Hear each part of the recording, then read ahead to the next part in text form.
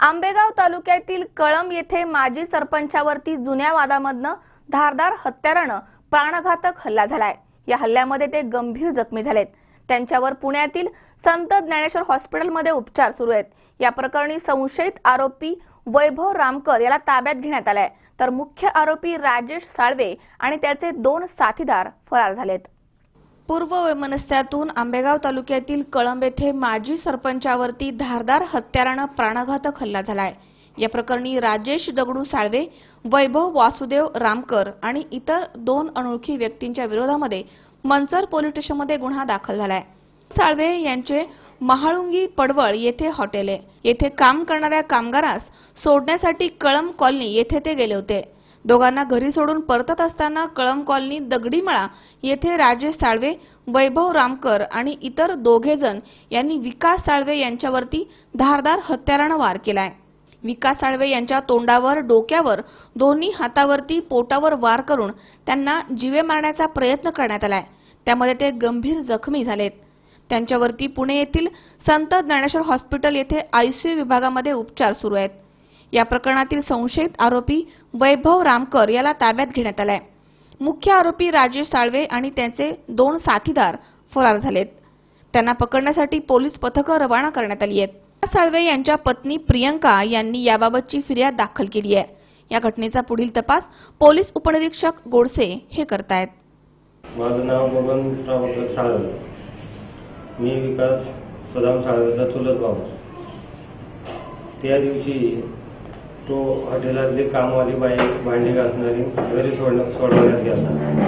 तर येताना अज्ञात ह्या 2-3 हल्लेखोरांनी त्याच्यावर हल्ला केला। तर मग त्यांच्या मिसेसने त्यांच्या मोबाईलवर फोन केला।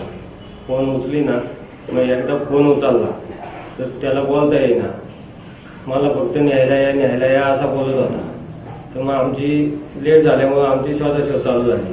त्यांची मिसेस, त्यांची आई आणि मी, आम्ही 3 जण त्याला शोधित होतो शाळेपाशी शोधताना तिथे नाही भेटला।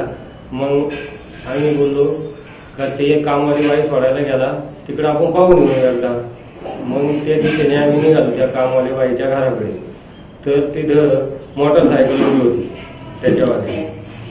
तर मग आम्ही तिथे शोधाशोध केली, इकडे तिकडे बोललो ही गाडी का उभी 3 जणांनी। तर हा असा एका झोडपात पडलेला होता आणि तिथून ओरडण्याचा असा आवाज यायचा, असा आवाज यायचा। पाहतोय तो काय तिथं सगळं रक्ताचं थार होतं। त्याचा चेहऱ्यावर असे सगळे असे खोलवर वार होते, डोक्यात, चेहऱ्यावर फार पूर्ण रक्त। मग काय झालं? मग आम्ही त्याला उचलला, मोटरसायकल 3 कसा तरी न उचलता टाकला। मग त्याला इथं घरी आणला। घरून आमची मारुती कार घेतली, तिथून सिद्धी हॉस्पिटलमध्ये नेला मंचरला। तर त्या डॉक्टरांनी पट्ट्या मारल्या आणि डायरेक्ट पुण्याला हलवलं। पोलीस स्टेशनला जाऊन फिर्याद कोणी दिली? फिर्याद आमचे भाऊ गेलते 2-3 जण। काय नाव त्यांचं? अमोल प्रभाकर साळवे, मंगेश मधुकर साळवे यांनी जाऊन फिर्याद दिली तिला। मग त्यानंतर पुण्याला नेलं, पुण्याला दवाखान्यात नेलं। तिथं ऍडमिट केलं। त्यानंतर 2:30च्या दरम्यान 2 कॉन्स्टेबल आले पोलीसवाले तिथं माझा जाब घ्यायला, कसं काय झालं। तर मग मी तिथं जाब दिला। त्यानंतर मला पोलीस स्टेशनला बोलावलं काल। तर मग मी काल पोलीस स्टेशनला होतो, सगळं व्यवस्थित त्यांच्या मेसेजचं माझं लिहून घेतलं। इथं पंचनामा साहेब आलते, DYSP साहेब आलते, त्यांनी पंचनामा केला। 2 धारदार शस्त्र भेटली, कुऱ्हाड भेटली। ती म्हणजे जीवे मारण्याचा प्रयत्न होता त्यांचा। आणि तो राजू साळवे आमचा 2-2.5 वर्षापूर्वी वाद झाला, शाब्दिक वाद। तर त्याच्यावर त्यांनी आमच्यावर एकदम धारदार शस्त्र काढलेली। त्या टायमाला आम्ही पोलीस स्टेशनला जाऊ होते, ते आम्ही नोंदही केली। त्या टायमाला त्याला उचललेला। अगोदर पहिला एकदा वाद झाला होता। हो, त्याच कारणामुळे आवाज झाला तुमचं मत आहे का? हा, ते 2 जण होते। तर त्याच्यातला एक भेटलाय, रामकर म्हणून मुलगा भेटलेला आहे। तो मंचर पोलीस स्टेशन मध्ये जमा आहे आता। आणि तो प्राख्यात गुंडच येतो, गुंड प्रवृत्तीचा त्याची क्राईम डायरी घडलेली सगळं काही आहे.